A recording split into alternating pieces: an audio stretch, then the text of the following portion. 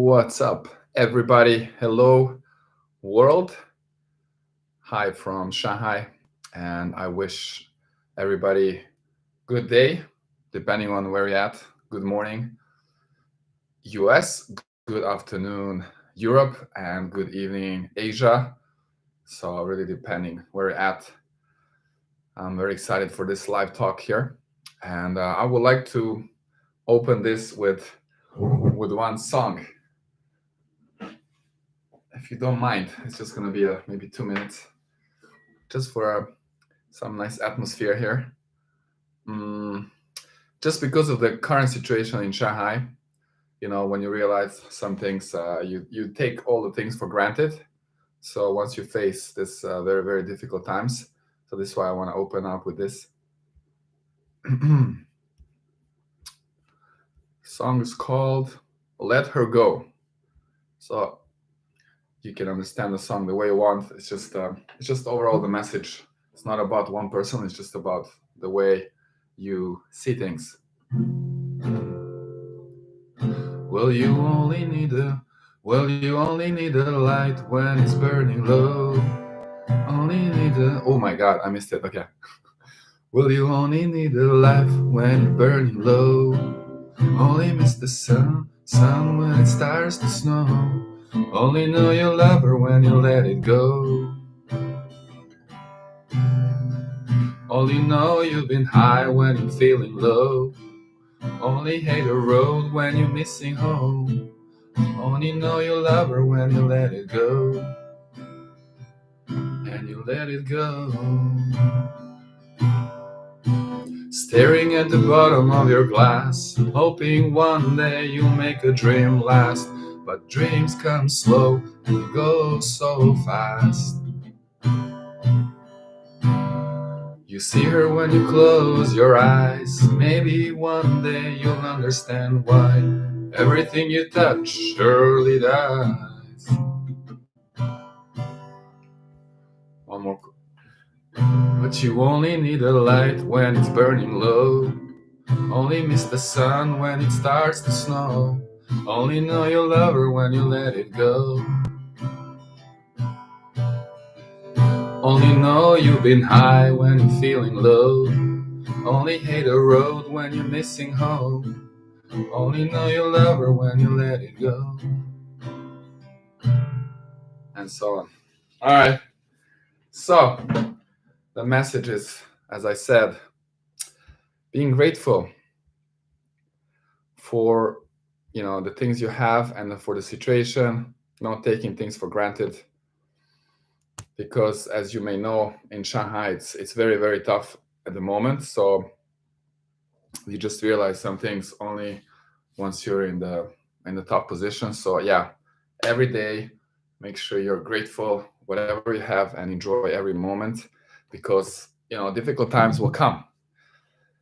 Anyways, we're gonna go into tennis discussion now, and welcome everybody. So you're welcome to join the chat. If there are no questions on YouTube, I will check some on Instagram as well. So feel free to ask some questions, but I'm sure people will start coming soon.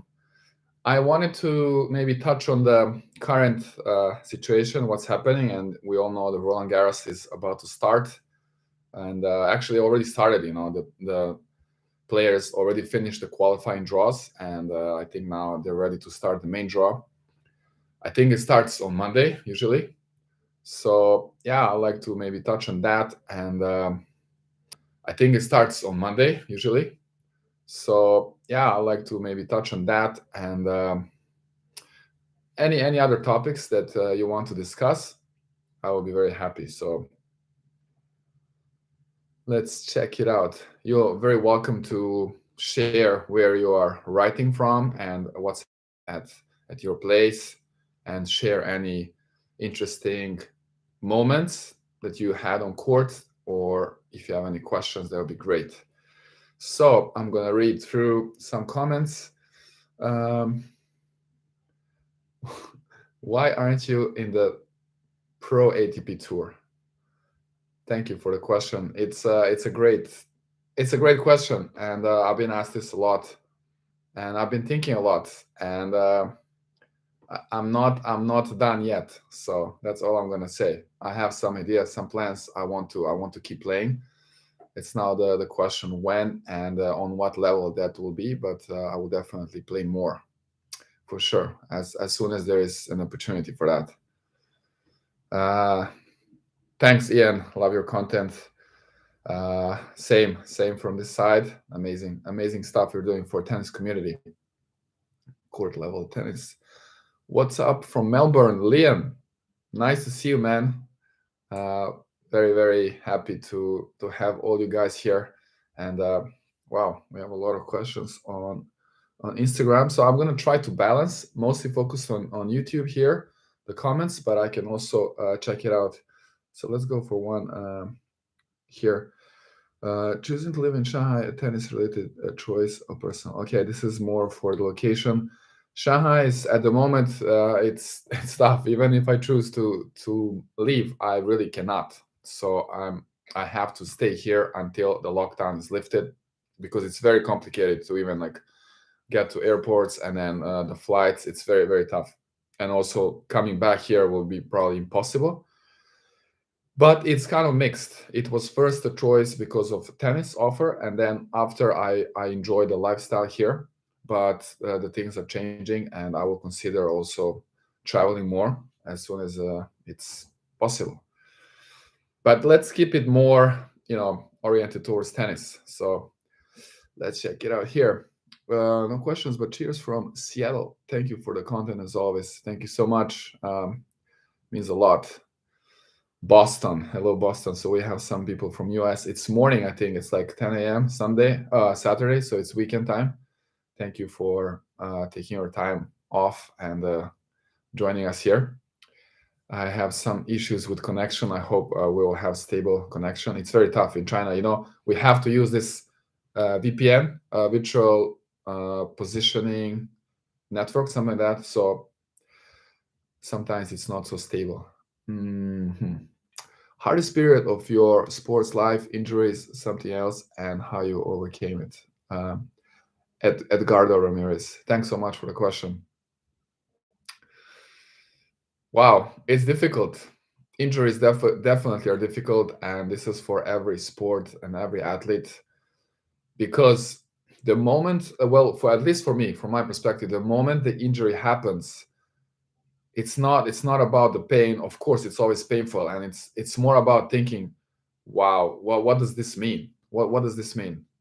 This means for the next couple of weeks or months, I won't be able to play. I won't be able to do the things I like the most, and this is the probably the toughest situation. But actually, you always think it cannot get worse until you experience things that are beyond anything you ever expected or thought that it's possible. Like for example, this situation here.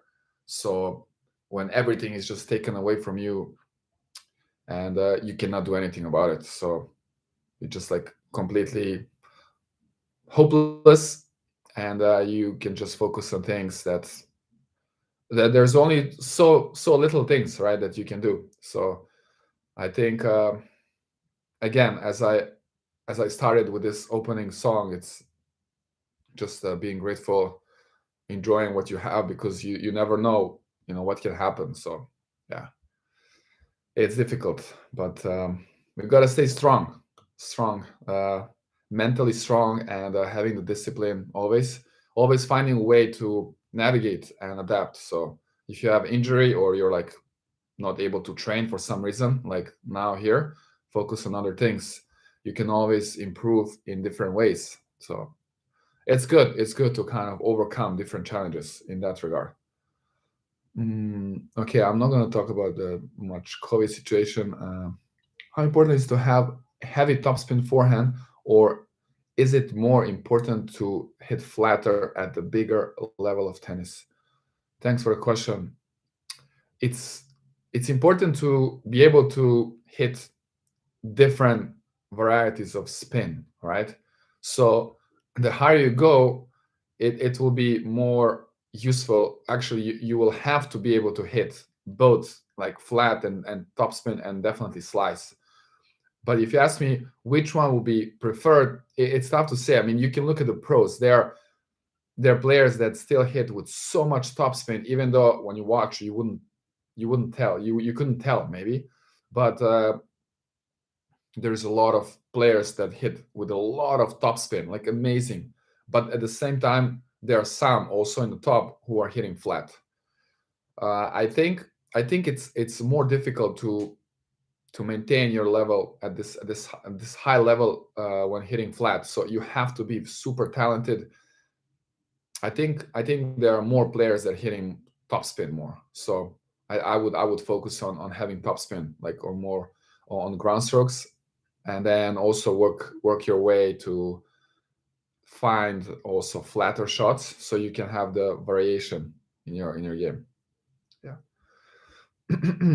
How okay. Have you ever played with Alcaraz? Nope.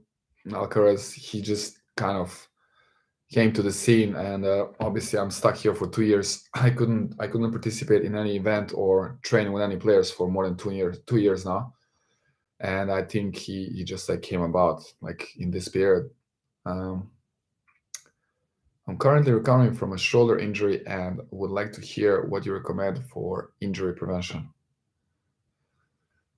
Well, I can tell you, I can give you my opinion, but just being realistic, I'm not expert for this. You have people who are physiotherapists and sports medicine doctors and people who study this. They are the best to discuss with. But if you're asking me for advice, definitely you have to go through a rigorous process of doing a rehab. First of all, rest, right? You have to take some time off, at least for the shoulder. I'm not saying take the whole thing like rest. I mean, I would definitely work my legs. I would do different things, but rest the shoulder, and then do the rehab properly. And then for the future, the injury prevention. This is tough. No matter how perfect your technique is, you can look at the pro level. I mean, they all have close to perfect techniques, but they also get injuries quite often, actually. So especially if you're training extremely on like regular basis and with high intensity, you will be prone to injuries. So that's just part of the game. You cannot prevent. Definitely you can do things. You can stretch more, you can pay attention on how you warm up and do all your recovery, right? That's going to help, but you cannot 100% prevent injuries. So you just have to accept that. So another question from Liam, but I'm going to try to read from other people as well. Let's go for Instagram. Wish you could teach me even for a day, and that's a dream come true. And okay, kidding. Yeah, thanks a lot. Yeah, it's a good joke, but they say every joke there is 50% truth, so I'm gonna take it. It's nice to hear that. Thanks. Why not? If we ever meet and there is a chance, I'm happy to help on the court. I'm also assistant coach of tennis.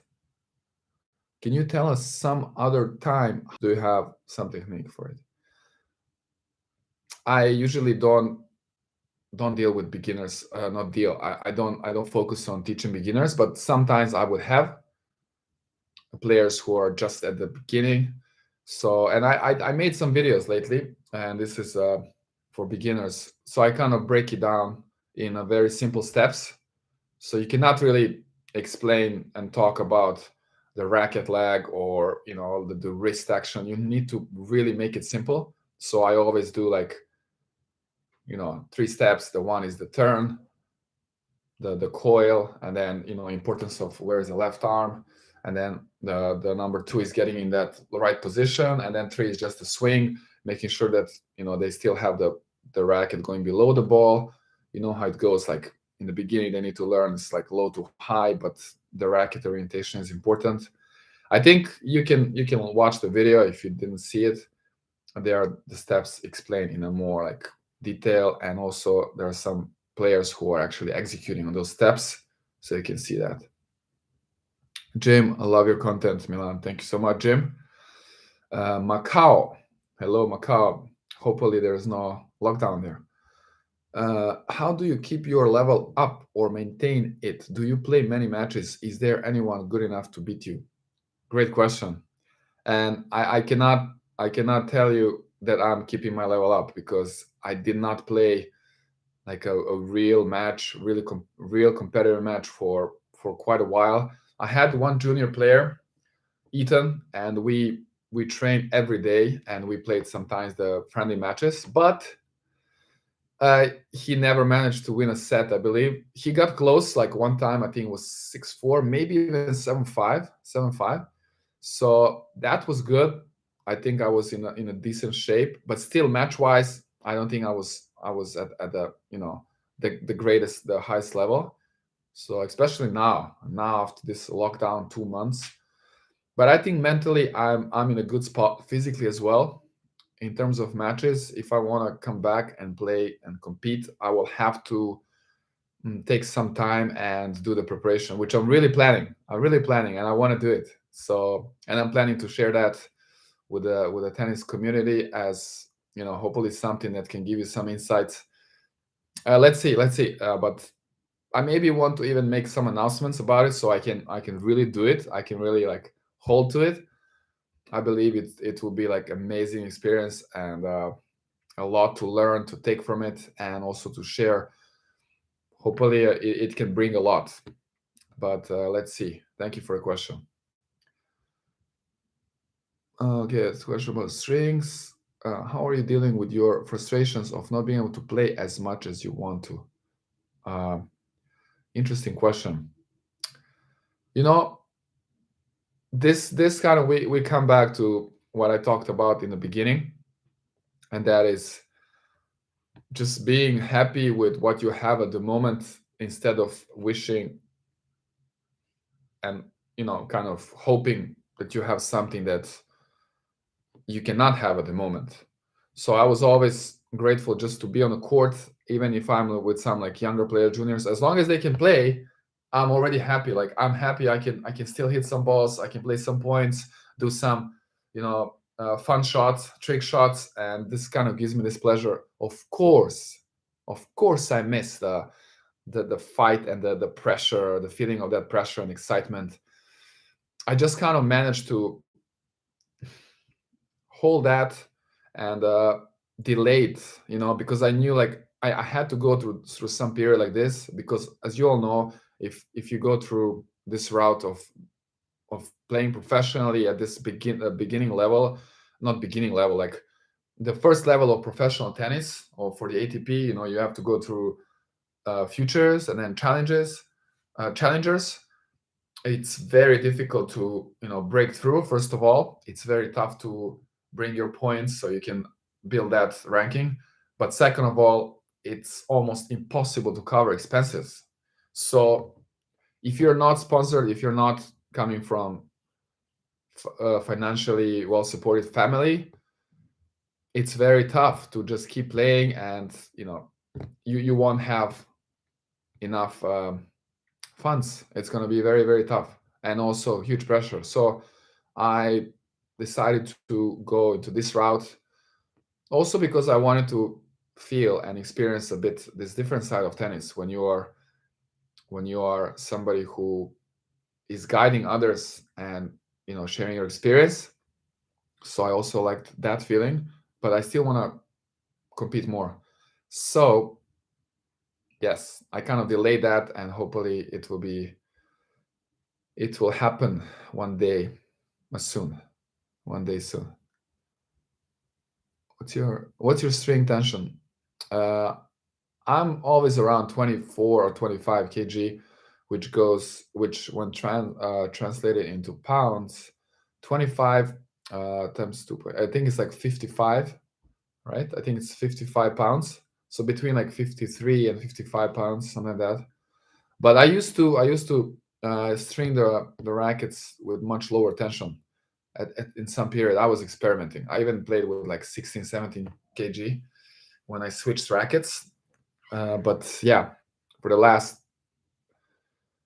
couple of years, it's been this tension. Yeah. Have some pain in my ankles due to overweight. Would you recommend this supports that wrap around your feet? I will first recommend, Martin. I will recommend that you get active and just go for that. Give yourself a goal. Set the target. I need realistically. I need to lose this many kilograms or pounds, and give yourself some time limits and go for it, man. Right? You know that's the first. Obviously, this is the way I when I read the question. Right? I don't know exactly what's causing the pain. Obviously, it's in both ankles, so it's not one. It's not like one ankle got injured, uh, and you said due to overweight. I guess you're aware of that, so I guess you just want to support at the moment. Having the supports, I guess it's okay, but you have to focus on how to eliminate that main cause of that. So I would recommend that. Hello from Bulgaria. Hello, Bulgaria, the neighbor country in Serbia. Do you see Novak winning the French? Yeah, I see him. I see Novak winning for sure. He's a defending champion, and now he's coming from Rome as a champion. I think he's in a good spot, of course. And I wanted to talk about that. Thanks for reminding us. The draw for the Roland Garros, very very interesting how they made the draw, right? And let's talk about that. So as you guys saw it, the top draw, it's really interesting. So we have Djokovic, number one, right? Let's see some of his serious opponents in the first few rounds. I don't see here. Well, I see Dimitrov. Dimitrov is okay. It could be only, I think, the third round, not the first. Yeah, Dimitrov can be in the third round only. Who else is there? Chorich. But I know quarterfinals is Nadal. So quarterfinals is projected draw, right? You still have other players there.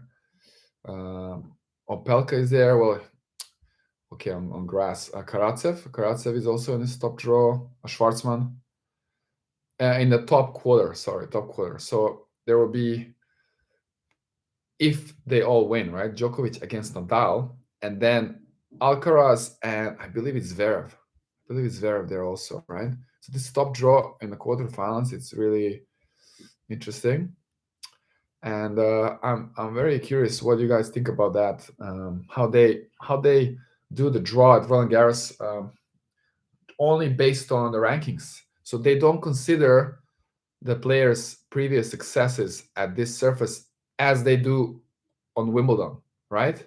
Because it's well known that at Wimbledon, because the surface is very like different. It's very different from hard courts.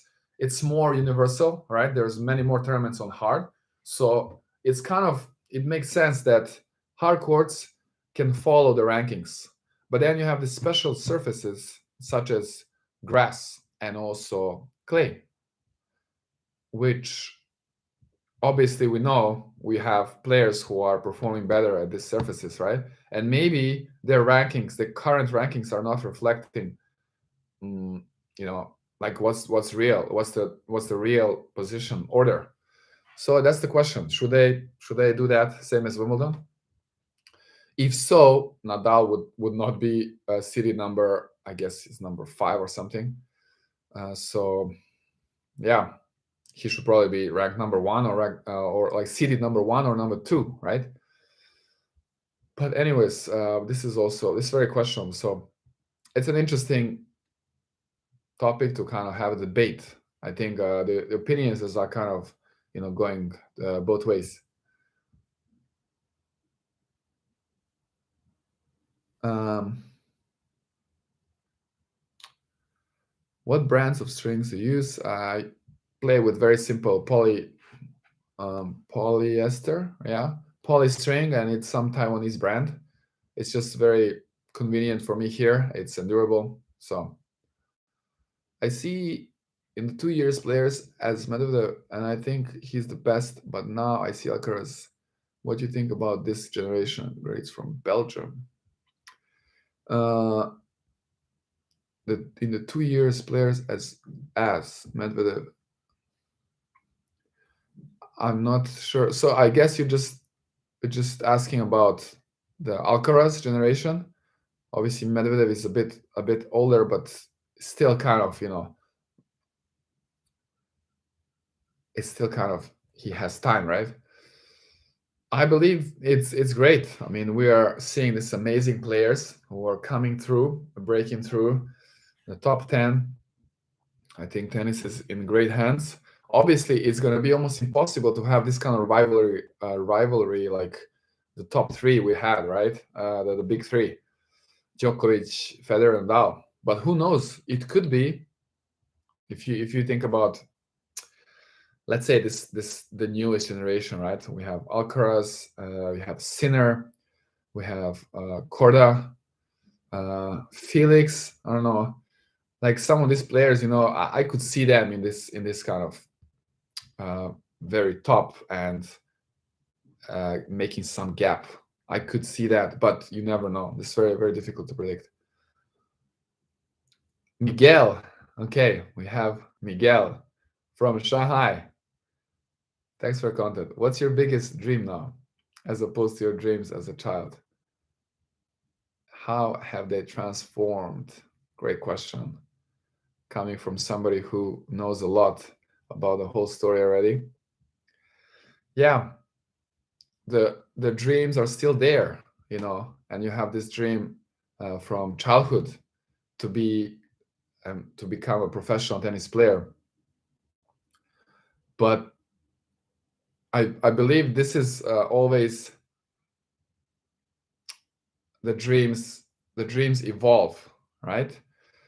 I'm not gonna deny that at the moment I wouldn't dream to be a like professional tennis player and only have that as my occupation.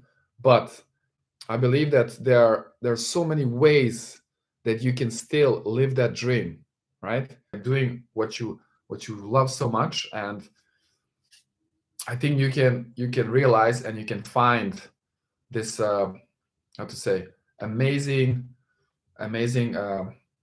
facets. How to call this? So basically, you find something more. Whatever is your dream, whatever is that passion, you can find something more in it. So whereas before it was all about you and your playing, and then it's all about how you're like hustling and fighting, and then you just get some results and you just want to get better.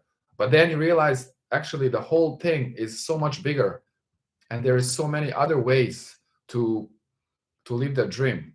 And especially when you understand that giving something more to others and having some impact, not just looking at your own court and what you're doing, but actually contributing more, not just to whatever is you're doing and your team and your like surrounding physical, but you can actually contribute more everywhere around the world. I think that changes the whole perspective. So if you ask me, if I would choose to go all the way professional career and have nothing to do with creating content, honestly I could not do the thing you like, and you discover yourself, right? So you kind of find different sides inside you, and something special, the new special feelings emerge. So I don't know if that was probably not a very clear answer, but thanks, Miguel, for the question. I would say we're always living our dreams. It's all about us and how we adjust and how we allow ourselves to evolve as a person, as a friend, as a human being, right? So I think you learn some things on the way, and tennis is a little bit specific, not just a sport in general, just a very specific area, because it's more individual, right? Especially if you're focused on singles, just think about it. You're always alone. Everything is just about you. So I think in general, tennis players would be a little bit more like self-centric, uh, right? Sorry, self-centered. But then you realize that there is so much more to this game. So that's something that's priceless, I believe. Okay, I hope that was that was a good answer. That you're happy, Miguel, with the answer. I'm from US, but I have one thing also about tennis in China. Why has Chinese male tennis players not made into top 100 or top 50? Great question. Thank you so much. So that's one question from Instagram.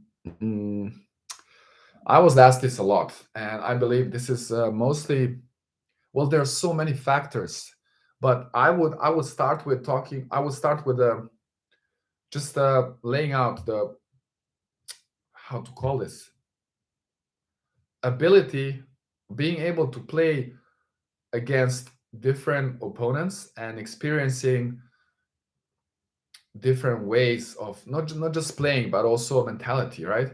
People who are here in China, usually the way they grow up as a players, there, because there are so many events here, they really don't travel so much outside.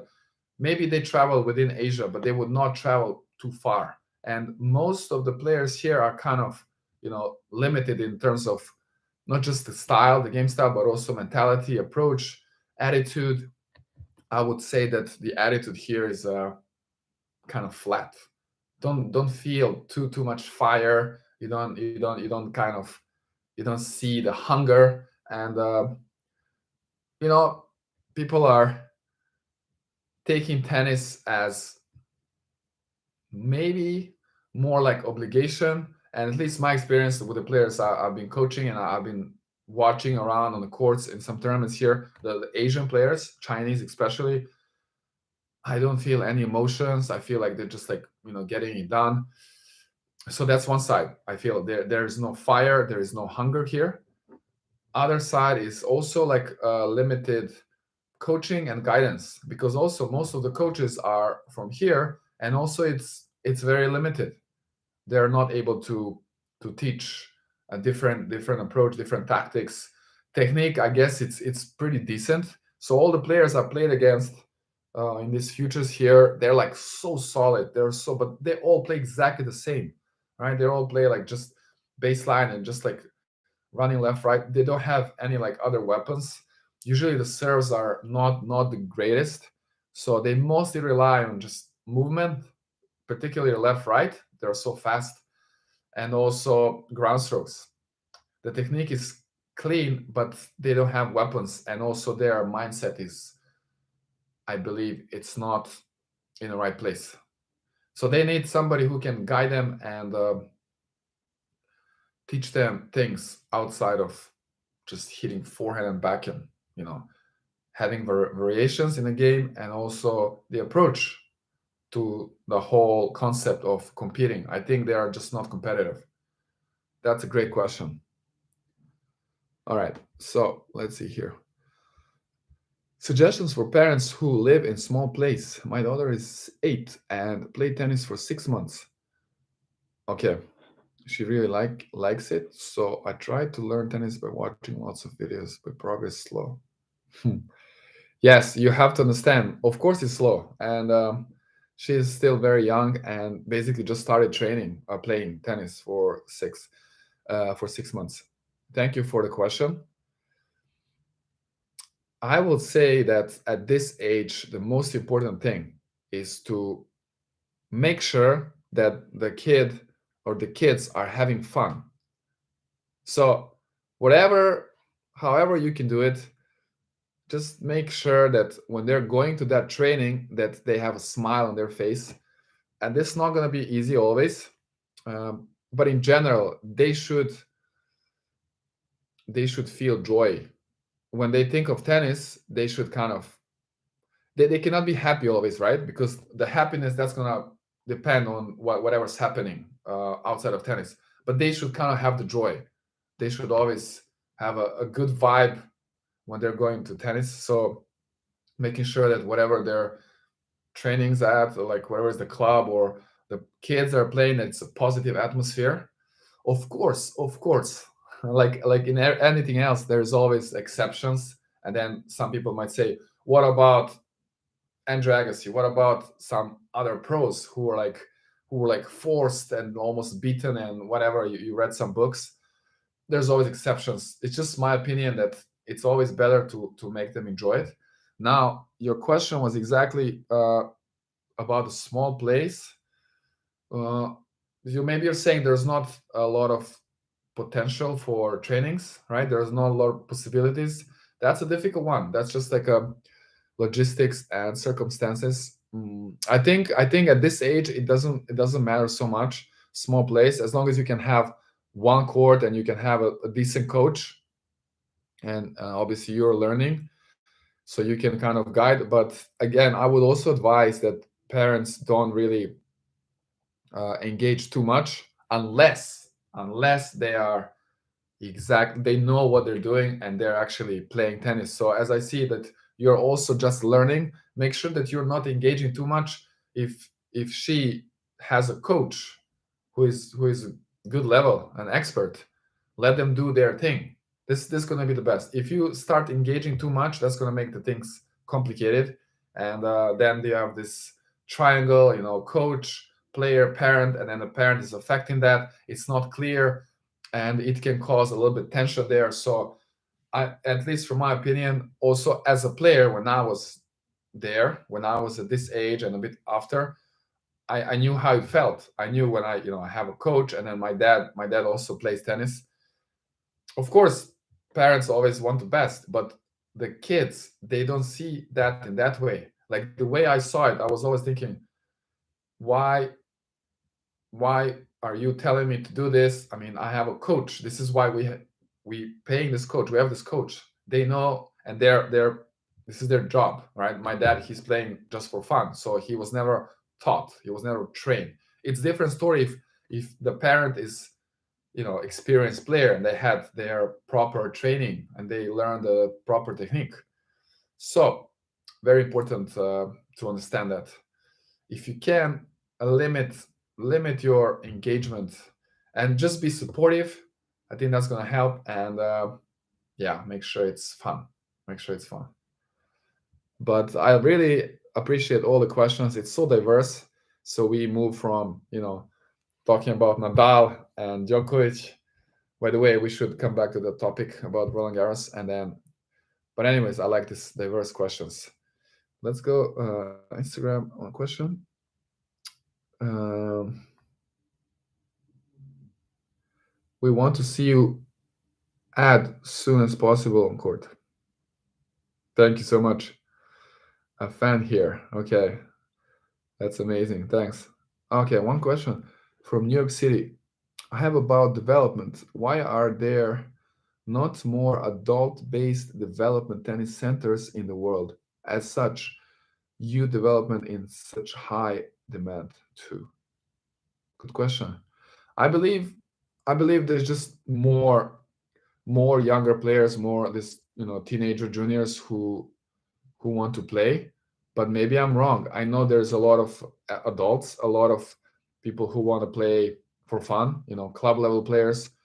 uh, I still think there are some. And in Shanghai, I know my first club where I train, it's mostly focused on club level players, and it's a great atmosphere. All these players are very passionate, and they organize tournaments, events, leagues. So that's a good question, though. Something to think about, right? Um, Adult-based development tennis centers. It's a good idea. But yeah, I gave you my answer. That's my opinion. I think there's still more demand for like younger players. There's still more players, and it's also, I think it's more like promising if you're training somebody that's like teenager, right? Then they can kind of think about maybe there is a potential possibility for some career, whereas the others is just for fun. But it could be, it can be just like a leisure, like a luxury tennis club, and then clinics for adults. It's good idea. Okay. I've been playing Jeffrey, I've been playing since 1977. Whoa, with one-handed backhand. What training strategy do you recommend for switching to two-handed backhand? Wow, that's so good. This is actually, well, I could relate this question to my father. That's so amazing. Is this my dad just covered his name? I don't know. My dad started playing when he was a student, maybe about that age. I think he was student as well. But anyways, Jeffrey, mm, it's very tough because why I mentioned my dad, because he sent me a message a few days ago. This is so funny, and he's playing one-handed backhand, right? But basically, he's only slicing. He's like so solid. His slice is like Roger Federer, but of course like slow motion, right? The slice is going like up, and but he's so solid. He doesn't miss. Every time he hits like corners, or he can place this ball like laser precision. But anyways, he never ever hit two-handed backhand. Of course, maybe sometimes he would hit this kind of like a backhand thing, like a flat one, but not really a topspin, right? And then a few days ago, he sent me a message. Um, wow, I've been playing my whole life this one-handed backhand and always struggling with that side, meaning like I had to play some slices, always defensive. But now, after watching your video, and he watched one of my videos, one of the two from scratch. So he said, after watching this, after watching this video, it's gonna be so easy, and I'm gonna finally start playing the two-hander. Oh my God! So he sent that, and I think it's a how to say. It's easy to think that you can make that switch, but I believe it's a difficult task, especially after so many years, right? That's like 23 and like wow, 40, 45, is it? Like yeah, 45 years of playing one-handed backhand. Uh, I think it's easier to switch from two-hander to one-hander, but it's always possible, right? And it's good that you are actually thinking about it, and that you're not afraid of the change, and the change can just make you excited, and you can get really engaged in the process. I suggest that you, the number one, and also let's say I imagine now I'm like talking to my dad, like what kind of advice, because you've been playing with one handed, right? You basically never used your non-dominant arm, assuming that you're right-handed backhand, your left arm, right? You never used it. So imagine this. Even if you're like experienced player, I assume like you're playing for so long, right? 40 plus, 45 years. Once you, in order to play two-handed backhand, right? There's a good exercise is playing with the left hand forehand. So I would first tell you, try to just practice left hand forehand. So, and the way you want to hold the grip is, so if this is my regular backhand grip, right? So you're gonna hold it here at a high position, right? You're not gonna hold it at the bottom here. So try to practice this kind of forehand. So mimic your regular forehand here, just kind of mirror it and try to practice the left-handed forehand, right? And you will basically feel, it's gonna feel like you're a complete beginner. Makes sense, right? Because you never had any motion with the left arm, because you only used the right. So the first step, get more comfortable, and you need to make it stronger. Probably your left arm will be like much weaker than the right.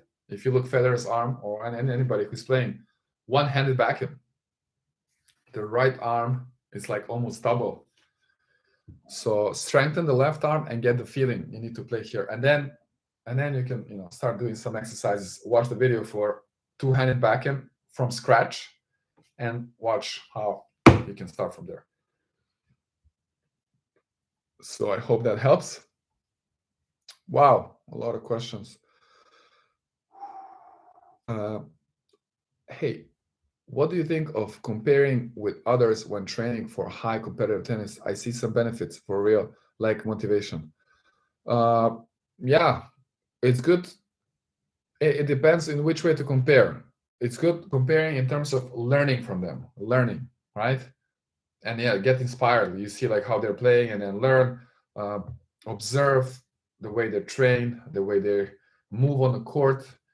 For me, it's not comparing; it's just observing and learning them, right? And then also maybe if you compete against them, so that definitely have this competitive drive, and that can push you more forward. I'm trying to answer a little bit quicker so we can go through more questions because I will never catch up. I will never be able to answer all of your questions. Is the ATP and WTA warning Wimbledon about segregating Russian players and for the rest of the world to not play Wimbledon? Mm, I think they're all like banned. The Russian players are not allowed to participate uh, at Wimbledon at Wimbledon this year. Yeah, I love your dreams and passion. I believe you will reach your goals in tennis. Thank you. Why not set up a draw for Nadal Novak final? Silly to be. Exactly. I talked about this, right? It's very questionable the procedure of getting the draw for this year's Roland Garros. Constantine, hope you're doing well. Perhaps we can play again when I'm in Shanghai again. Greetings from Germany. How is Christian doing? Wow, this really Constantine here. Okay, I think I remember. Yeah, so it's one of the players who used to train here. Good to hear from you, and hope you're doing well in Germany. Hope you're still playing. He asked me about Christian, one of the players that, yeah, one of the very special players who was training so hard. He went pro as a junior and kind of lost touch for a bit. I didn't check up on him for some time. I think he was getting some first ITF points, and after that, I'm not sure. He even took some time off school. I know he took a year gap, one gap year for sure. Pozdrav za Hrvatsku. Pozdrav. Nadam se da je sve okay. Camilo, advice. I can hit the ball real nicely when playing singles, but always struggle getting rhythm and hitting the ball when playing doubles. I already knew the question as I'm reading. What does that happen? Yes, for sure. I understand. I think you might know the reason, but anyways, just makes sense, right? Singles, you're all the time on the move and you're hitting the ball every time, right? Every time you hit the ball comes, you hit again. Doubles, there are four players, right? So you might hit the ball and then you might wait there for like, I don't know, 1 minute, and you don't even touch the ball, right? So it's very difficult for some players. For some players, it's very tough to keep this momentum, the feeling, the how to say, the fire all the time. So for me also, this was all very fascinating how these guys are able to maintain the level in doubles, because I always feel that I'm not like warmed up because it's never dynamic enough for me. But when you look at the pros, you kind of see that they are moving so much, so well, so fast. So I think the movement keeps them active. So, and this is also what I would probably suggest and give myself an advice.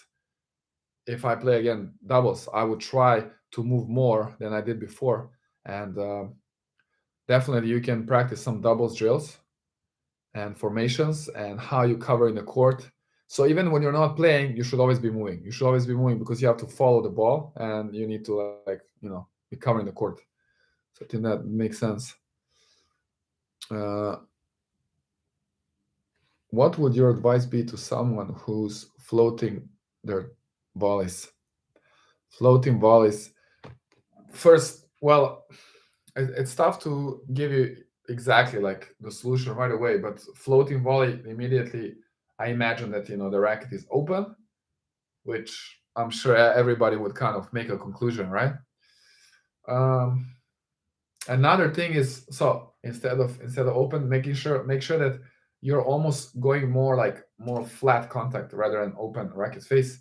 The second thing that I can come up with, or like the possible solution is engaging more body, right?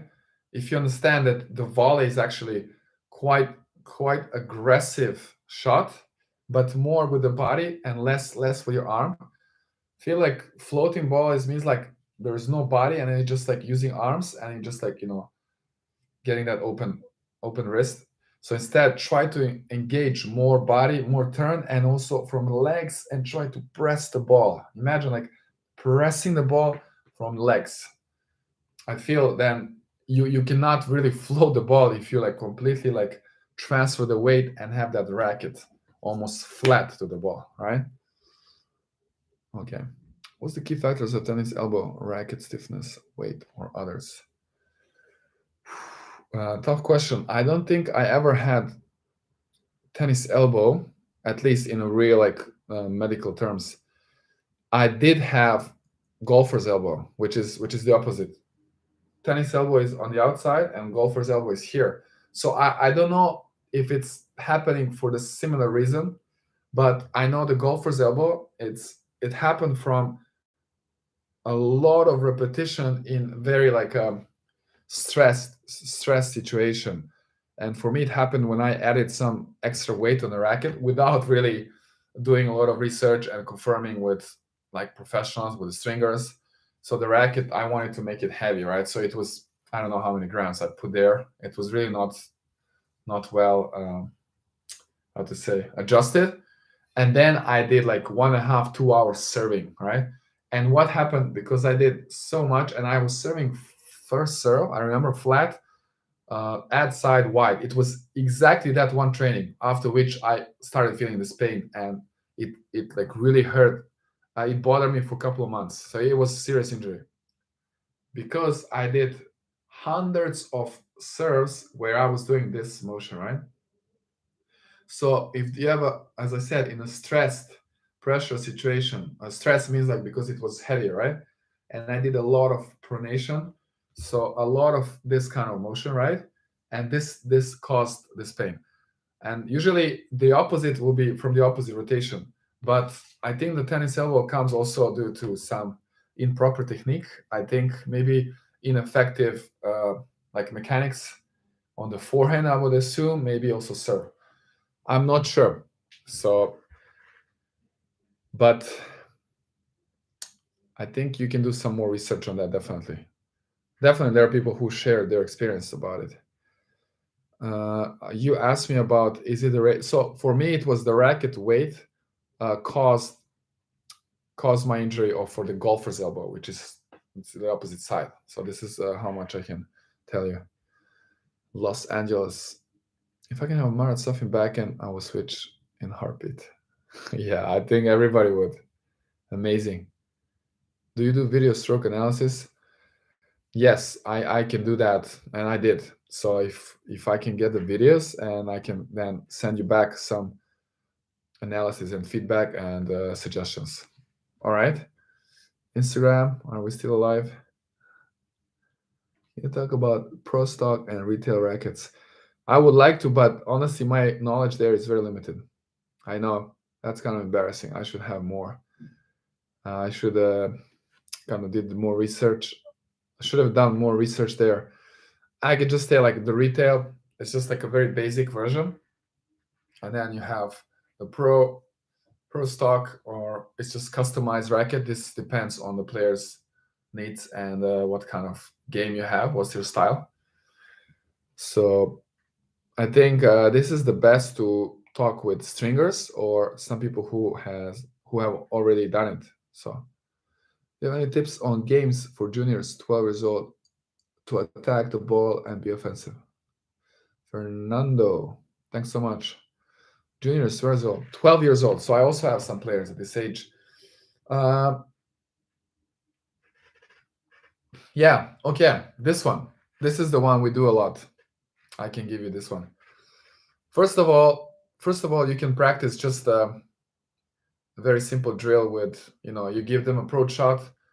It depends how many players you have. If you have two players, then you're feeding from one side, and the other that player from the opposite side, they just approach. You feed a short ball, they approach. The other side, they always know where they're going to play, and they try to pass them. So I would do that more, so they kind of get, of course, after doing baskets and all this, but first you should train this kind of approach shot. And then the games, if you're still there, Fernando, because oh my god, this question was a while ago. I didn't see it earlier. Anyways, I will answer, and I think some other people will also benefit from this. We call this game wave game. Actually, all my players, they really love this game. And so it's basically, you start with a baseline. Let's assume two players, right? So they play like singles point. Baseline point, both players have to stay on the baseline. And then whoever wins, I'm standing exactly in the middle next to a net. The player who wins the point gets the next ball short in the court, and they approach. And they have to go to the net. After that, depends on the outcome of the point. If they win that point, they stay in the net, and I feed the ball, and they start with a volley. If they win that point, then I feed them the smash. So this is more like, the game about attack. But at any moment, when they lose the point, they have to go back, recover, and at the same time, I feed the ball to other side, and then they approach. It's because they're going to move like this, right? So this baseline, this player wins, comes to a net, volley, smash. If they lose, they need to go back, and this guy, they will come forward. So it's like a wave. And super fun, very dynamic. And also it works on the endurance and cardio. Okay. I have a weak forehand, and I'm thinking to switch to two hands forehand. Ella, this question, wow, I've never heard this. I cannot tell you, okay, don't do it. I won't tell you. I mean, you can always experiment, but I wouldn't advise this, because forehand should be like, the big shot. I think you just need to understand the mechanics more better, and you shouldn't give up on forehand, on, obviously the single-handed forehand. Don't give up on it. I cannot hit a flat forehand for the life of me. I'm thinking of switching to WTA forehand. Probably depends the grip. Probably have extreme grip, and also the way you're swinging through the ball, the way your racket draw, the finish, right? The way you go through the ball depends how you finish here. So you can do those analysis. Yeah, you're welcome for the volley advice. Just write it down so you don't forget, or you can just rewatch this. I'm gonna have this video here. Any tips to not open the racket too early on the serve, leading on edge? Yes.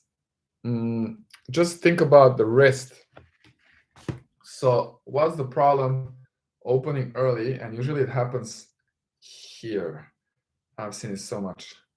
So let's say, assume I'm coming out of the racket drop, and I'm going here, and actually it happens right here.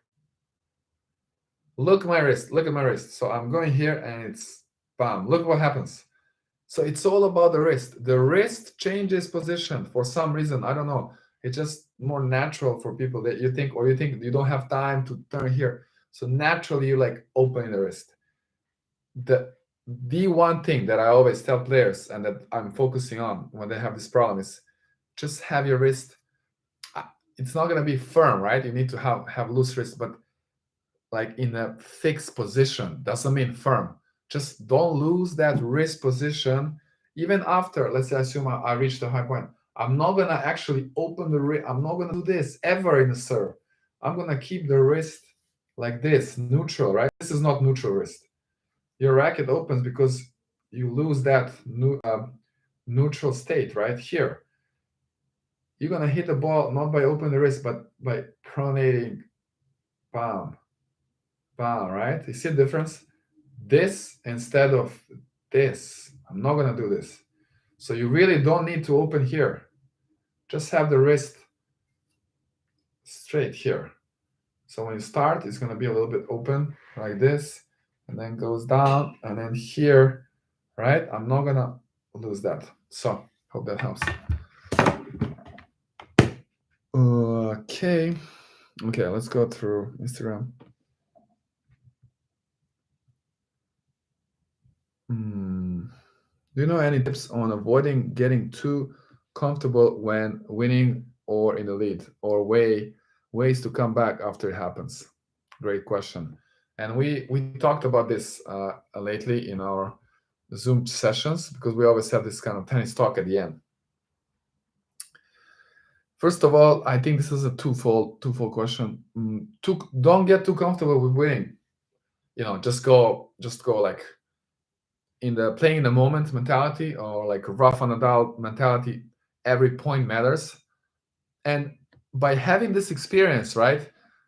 You probably experienced already that you were winning, and then suddenly there's a switch in momentum, and then everything went wrong, or like you lost that momentum, the level changed. So because of that experience, you should already know where to focus on, which means play every point like it's 0-0, like you're starting. And then what to do, when the momentum already switches. I did some podcast episodes on this, like how to keep the momentum in the match, and I talked exactly about this, so you should check it out. Our podcast on Anchor, also Google and Apple Podcast, Spotify. I think you can find it everywhere. But just to answer the second part, to switch the momentum back, you need to kind of also break the rhythm, not necessarily like going to bathroom, take the toilet break, like a Tsitsipas style, but find a way to a little bit slow down or make some change in the game, reflect a bit. Obviously, don't just like keep going and then everything is like going downhill, right? Like a snowball effect. You have to kind of stop that snowball, like stop it, find a way, do something very different, just take longer break between the points, find a way. So you have to change something. The goal is to switch the momentum back, not necessarily just by playing better, just do anything that you can. You have to slow down the match. That's the key. How do you play against the ball crusher, fast forehand like over 150 kilometers? Oh my goodness. First thing that comes to my mind is not just, obviously we think, oh, play to their backhand. It's more like put them outside of their strike zone, right? It doesn't mean only to backhands. It could be more like angles to their forehand side, right? Or some shorter balls or different pace. These players, they like the comfortable ball, like maybe like fastball, whatever, like a stable pace, and then they can really crush it, as you said. But if you start moving them, usually I assume like the players who can hit so hard, think of Del Potro or somebody, they're usually bigger players, right? I don't think there will be like a small, quick player. Usually they're like, maybe bigger. I'm not sure if that's the case, but think about it, right? Put them out of the strike zone so they are not in their comfortable position. And then let's see what they're going to do, right? When they're like 3 meters away from the ball, are they going to crush it? Well, if they can do that, then okay, let's watch them at Roland Garros. So hope that makes sense. All right, thoughts on college tennis. Great. Oh, another topic I wanted to mention today, and one very specific thing. I was watching today some video. I think college tennis is great, especially for men's.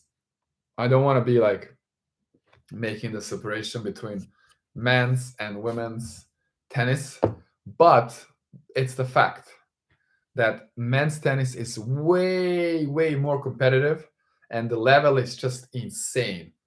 And this is simply due to the fact that the scholarships are arranged in a different way. So the girls, they have, I think, 2 times more scholarships for tennis, which results in a little bit lower level, right? Less competitive level. So the men, in order to get a scholarship, you need to have very high level. So it's high standard. And in general, it's great. College tennis is amazing experience, and you can learn so much. And the topic that what I wanted to mention at least today is this legendary player, and he's still playing the ATP tour, Steve Johnson. I don't know if anybody here heard of him. You probably did because he was top 20, top number 23, the highest ranking. And in doubles, he had some great results. I think he reached some finals. Is it Grand Slam or I forgot? But anyways, what he did in college, I think it's beyond human, and I think it will never ever be repeated. Oh yeah, 72 match win streak, exactly. 72 matches in a row. And I watched the video today. I saw this I think a few years ago, and I could not believe, because I played D1 college tennis and I know the level of competitiveness. And especially, when you play in this, I think he played for, yeah, California, and then their conference is very, very strong. And yeah, I think it started in his junior year. He had like a couple losses in the beginning, and then he ended the year with 35 streak, like winning streak, his junior year, which is the third year. So that's 35 in a row. And then his senior year, he went undefeated, 37-0, which means he won every single match, you know, before the conference, and then during the conference, and then after in the championships. So he won the NCAA, the individual, and I think they won the team, like ridiculous. 35-5. Yeah, that was the junior year. Okay. And then 37-0, 72. And then yeah, this video was great. I watched the video and they compared, everybody knows the current big three. You know, it's very kind of difficult to say who's the GOAT, who's the best ever. Even though statistically, Djokovic is kind of, I think, well, let's see after Roland Garros, but I think he's getting there, especially when he gets the 21st Grand Slam. All the other stats are in his favor, head to head, and all the total big titles and all these things. But anyways, uh, they were saying, like, I have this big three, and it's kind of close. But then even this big three, like, they don't even come close to one player in terms of the winning streak, right? I think at the ATP the highest is like 42, Djokovic, or 43, something like that. Yeah, this is 72. It's really, really unbelievable. And actually, I saw Steve Johnson. I think not too long after that, I saw him in person at one of the tournaments here in China, 200 series, and he was just like in the hallway. We're just passing by, and I just said, "Hey, Steve," and I just, like, introduced myself, and I said, "I just want to say that it's just unreal what you did back there in college. It's like, it's just unreal." And then he's like, "Oh yeah, okay, thanks, man. Yeah." I don't know if many people know about it. Like, you watch his matches in these events, and you don't realize that. I think this is like equally big as winning Grand Slam, or like something like that. It's a little bit different level, but it's the achievement is like crazy. Anyways, talk about Steve. Let's see. A few more questions. It's been already more than 1 hour. Wow. How would you recommend improving second serve? I just hit as first serve, but slow. I tried kick serve, but it wasn't improving my consistency. You did not train enough. I mean, I don't know, but that's the first thought. And this is most likely what happens. When you need to learn, when you want to learn something new, it's totally different, right? From the flat serve, doing the kick serves. You will start learning, and you will kind of feel, oh, this is just not working. And of course it's not more consistent because you haven't trained enough. If you do it properly, it's going to become super stable and super reliable serve, even under crazy pressure. So I just I would suggest that you don't give up like that and you just go for it. You need to train more. And it's not just about kick. You can also work on a slice serve. So there are plenty of videos on this serve, so you should check that out. How much and where do you add weight on your racket? I didn't really do the very detailed research, but what I found out that the weight should be added like on the sides here, right? Like on both sides here. So it's not on the side here, but it's kind of. But this really depends, and I think you should just ask the stringers and the guys who are really experts in adding weight. And it's maybe not just there. Some weight will be added in the handle, like inside the handle with a like silicone or something, and they have these machines they can balance it. Some pros, actually, I have some friends, they were like, when they got new rackets, right? So it's like retail racket, and then you can call it customization, but it's more like just balance. They will give it to these people, like this person who is like adjusting the racket weight. So they might add a little bit weight, but they will more like balance it so that every racket has exactly the same. Because even when you get, let's say, two rackets identical, like after you get them from the store, they're actually different. So when they put them on these precise machines, they will see that it's different. So they will add, I'm saying they might add a little weight here and then one here and then a bigger one here. So it's different. But in general, if you just focus on, like you asking me, I think the most common area is like here on this side. So the slight angle. It could be also on the top and on the sides, but I think it's here. Our content from Netherlands. Thank you so much. You can send the video for us. You can reach out via Instagram, so you can send in a message there, or Gmail. That also works. Let's go, Novak. Didn't he have crazy winning streak? Yes. What D1 college? Auburn, Alabama. Auburn. We were SEC, Southeast Conference, and we had Georgia with us. John Isner was there, and a couple of more players who ended up playing pro. Florida Gators, they were top 10. Tennessee, Tennessee. Tennessee, they were also top 5. Ole Miss, top 10. Like, it was crazy. We were top 20, 25. I watched the video last night. Yeah, Noah could win. Yes. How do you analyze your opponent technically and tactically? Good question. This is for how to prepare or how to do it during the match. Usually, you should do it beforehand. That's the best, before the match. If you can have some information, if you can watch your opponent or have some videos of him or her. Definitely, the first thing you observe is like the quality of their shots. Do they have a weapon? Are they more aggressive on the forehand side? How solid is their backhand? What about the serve? Are there hitting spots? Are there dangerous? How about second serve? Can you attack the second serve? Then you observe their movement.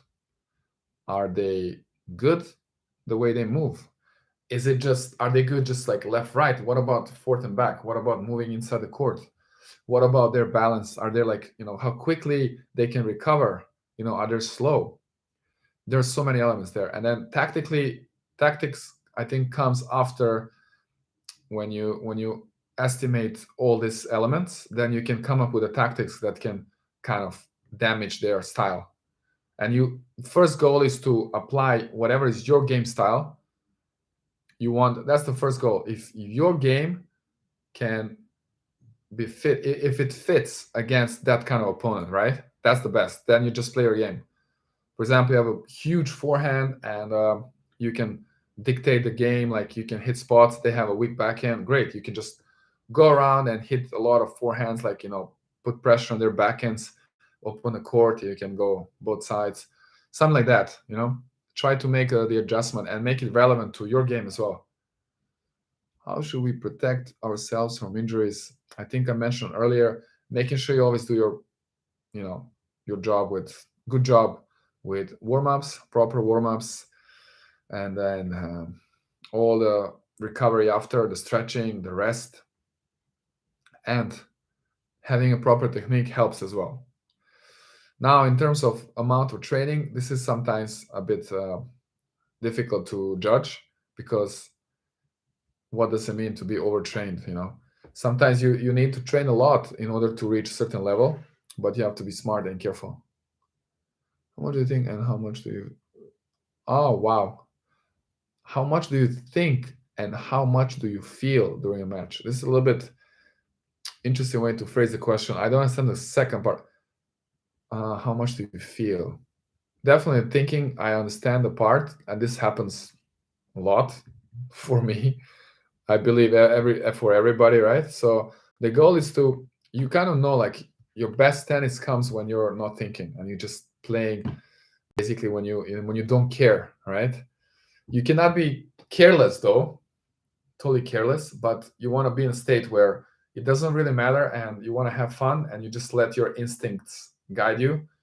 You rely on your trainings, your experiences, and then just go with that flow, let it go. I think that thinking should be only in terms of staying present in the moment, thinking about what is happening now, what is my routine, how to approach the next point, and focus on the breathing. And if you have some tactics, if you have some kind of checkpoints that you can reflect, then you can keep those in mind, right? I think that this is the thinking. And then the feeling, it's good to be on fire. If you mean like emotions, it's good to engage emotions, but I wouldn't like necessarily kind of like to show too much emotions, except like when you're fired up, that's good. The fired up emotion is good. The bad emotions you should kind of keep inside. You don't want to show that, even though obviously that's tough. And even everybody sometimes you have to show some. Great question though. Really, really, I'm blown away with all this diversity of questions. Amazing. Really, really impressive, guys. Why do you often hit a long shot with why do I long shot? I find it hard to tune the forehand. Yeah, this is now the, how to say, question about what is the finish, what is the finish of your forehand, what is the action of the forearm, and this part with the wrist. Not so much wrist though, right? There's not going to be too much wrist, but the forearm and the finish, the grip, how much you're brushing the ball, from which side of the ball. It's not just low to high, right? It depends also on the position, depends on your target. Think about it. If you are playing cross court and you are like kind of outside of the court, right?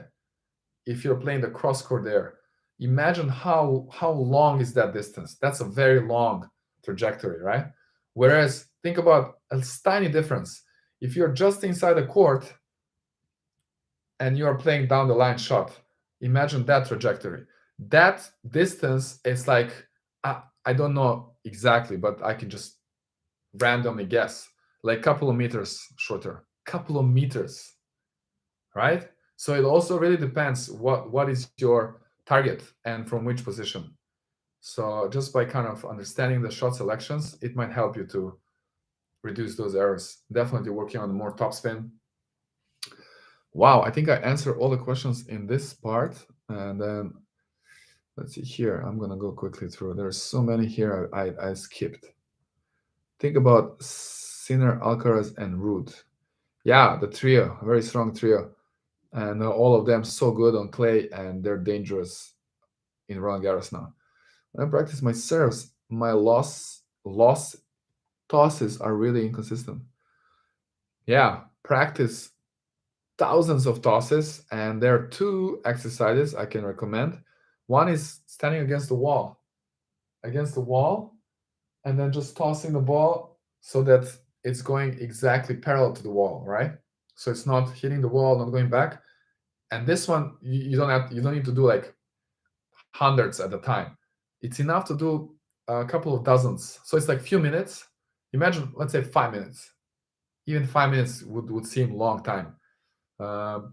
Even a couple of minutes, like 2-3 minutes. But if you do regularly, every day, like diligently, tap in your room, tap, tap, and you're gonna improve. The other exercise to put like a basket in front of you on the court. You don't have to be on the court. You can be at home as well. Put something, some bucket inside, like in front. Imagine you're standing for the serve. So there's this bucket, and same. If the ball is there, so that the ball goes in the basket or the bucket, and give yourself a goal. Like, okay, I'm gonna hit 10 times today in this basket, and then you do it every day. That's it. There's no science. Okay, I learned servicing every this. Wow, thank you so much. Greetings for India from Shanghai. When you start to teach pronation on serve, ooh, that's tough. When to teach pronation for the beginners? Ooh, yeah, that's tough. Let me think. I didn't have a beginner lesson on the serve for a while. Yeah, definitely don't mention it too early. Instead of pronation, I'm still kind of trying to always explain, and I hope they can understand the concept of leading with edge, because the beginners, they always do that opening, right? So at least I explain that you need to go as far as you can here, and then I don't tell them all the way, but I just say go as far as you can, like you want to hit the edge. So I think from the beginning, like you can teach the edge, but depends on the age. Beginner, maybe like adult, or beginner 5-year-old, it's gonna be difference, right? I think the 5-year-old, for them, it's gonna be really tough to go with even with the correct grip. They might have like forehand grip. So it's very relative. Depends also on the student. You have to make some like adjustment. You have to be flexible.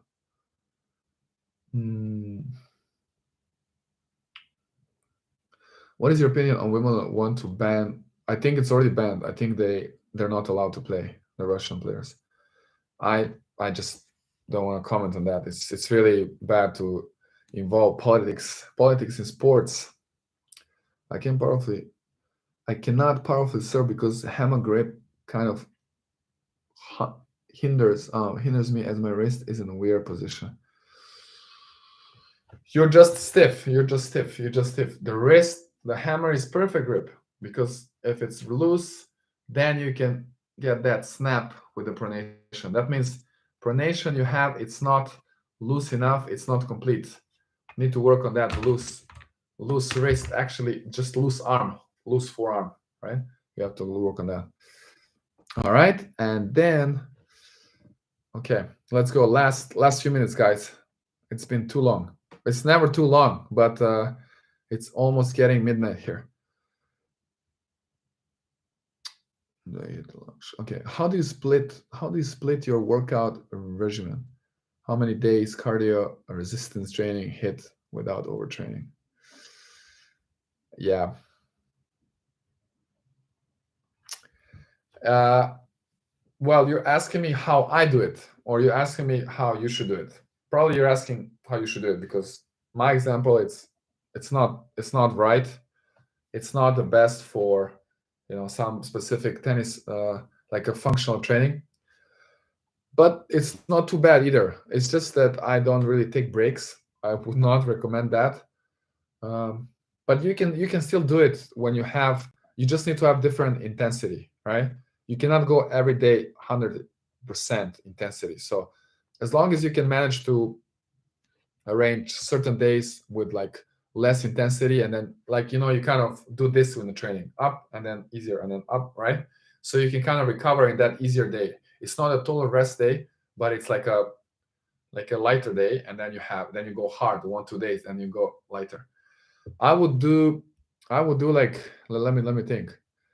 I would do, for example, Monday hit training, focus on some speed, quickness. Tuesday you can do some gym. Again, depends on your age. If you're like, I don't know your age, if you're like under 14, maybe you should avoid gym or do very lightweight in the gym. So Tuesday, gym in terms of you work on some explosiveness and strength, and you can do full body there, right? Wednesday, you can do again some kind of athletic training, maybe like explosiveness with jumps and some skipping, some this kind of athletic tennis workout. Thursday again gym. So I would recommend 2 times gym per week is okay. Friday can be some coordination, quickness, reaction, and then Saturday you can do a little bit cardio or some sports. I think this is pretty solid program. But at least one day a week, like hit can be some intervals. You need interval training.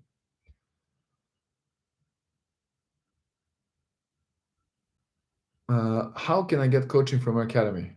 Uh, Jith boy.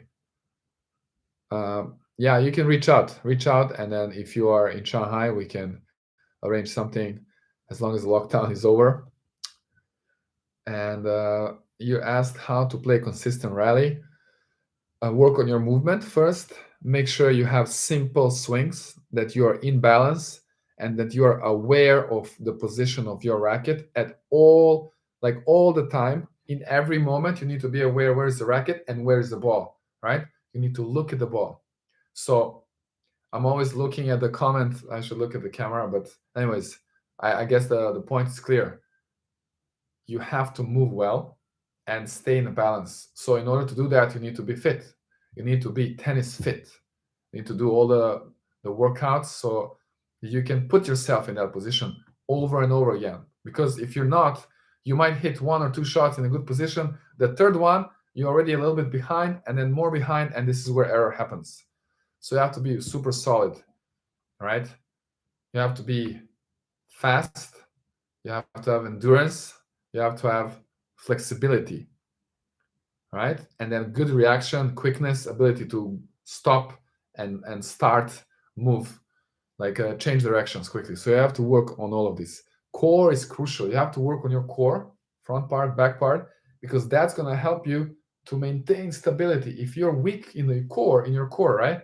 So you have some ball that's away and you cannot maintain the position, you will like fall to the side and you will lose control. What tension do you string at and what string? I think I talked about this. 25 kg and 10 string. I've written this down. Thank you, man. Okay, great. What's my name? Milan. I think they're okay. I think if you go to the channel, you can see and you can have some details. You can check the other social media. When I play my friend and our butt to butt, any advice? What? When I play my friend and I are butt to butt. I'm sorry, I don't understand this. This is a joke. I don't know. Maybe doubles, and then my coach always tells me to watch the ball, about how to do it. How can I explain how to watch the ball? Keep your eyes on the ball. Maybe okay. The only kind of tip I have there: try to look at the ball, and as it's spinning, if you can read if there's still some letters, if the ball is not too old, right? Can you read the letters on the ball as it's coming? Maybe that's a good exercise. Do you have any tactics to use against left-handed players other than hit to backhand? For sure, for sure. Like any other players, right? You first need to discover their strengths, their weaknesses, and then you need to adjust your game accordingly because their forehand might be their weakness. And another big thing with lefties is their serve and their returning. Their returns meaning like your serves. You need to adjust your serve like targets and the spots, and also the return. It's always a bit tricky. You need to adjust. It's a different rotation, right? But just think about it. They're same players. It's just like left-handed. It doesn't mean they're different. All right. Can I get your number so we can talk personally? Just send me a message on Instagram, for example, or even Gmail, and then we can talk. All right, I answer all the questions on YouTube. Thank you so much, guys. Really, really appreciate it. Okay. A question. Struggling in a high ball on my backhand. Okay, let's take this question, the last one. High ball on the backhand. High ball on the backhand. I assume it's two-handed. Not so much different than the forehand high ball. Like you just have to adjust the swing. So if my swing, the regular one is here, high backhand, I'm gonna elevate the swing. I'm gonna elevate the swing. And I still need to drop. I still need to drop the racket as much as I can below the contact point, and then I can get it high, right? The goal is to elevate your swing. The goal is to elevate your swing, and if possible, you can take that ball on the rise, right? Otherwise, you can also move back and let it drop. It depends on your position in the court. Okay, all right. That's good. From Argentina. How often I get a haircut? Man, do you know we're in Shanghai? We're in lockdown. I even cut my hair, I think twice, a little bit on the side. Otherwise, it will be like so long. Other part, I'm not really able to cut. That would be disaster. But anyways, yeah, that was funny. Okay, so yeah, you're welcome. So we have there another question. I recommend some racket. I cannot. I mean, I would tell you Wilson, but then you have Blade, you have Clash, you have Pro Staff. It's really relative. You have to kind of experiment. Take some demo rackets so you can see what fits you.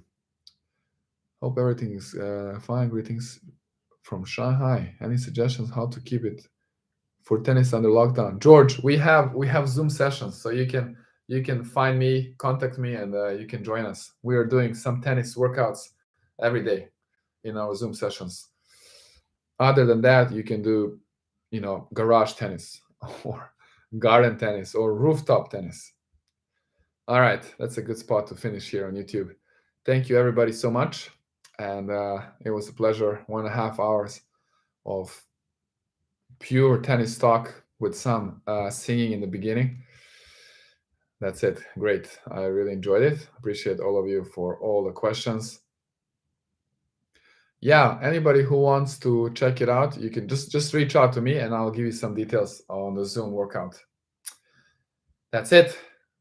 Again, thank you a lot. And I'll try to do this tennis talk maybe once a week or even more, especially now in the lockdown. It's great. And I also learn a lot from you and from all the questions. And it gives me also a lot of inspiration for maybe some future, not just tennis talks and these lives, but also videos and what I need to focus on more and what can help you and give you more value. So it really, really means a lot. Thank you so much.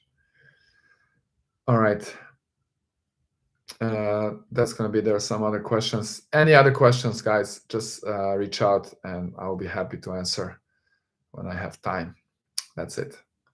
Until next time, enjoy the game and hope you got some value from today. See you next time.